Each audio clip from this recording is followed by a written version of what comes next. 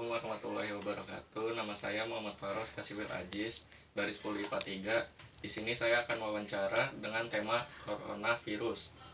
Apa yang dimaksud dengan virus corona? Virus corona merupakan keluarga besar virus yang menyebabkan infeksi saluran pernapasan ringan hingga sedang seperti penyakit flu. Lalu, di manakah virus ini pertama kali muncul? Virus pertama kali muncul di Cina, khususnya di kota Wuhan. Apakah virus ini dapat menular? Virus ini dapat menular dengan cepat. Lalu, melalui apakah virus tersebut dapat menular? Virus tersebut dapat menular melalui percikan air liur, pengidap, batuk, dan bersin. Apa gejala yang dialami oleh orang yang terkena virus?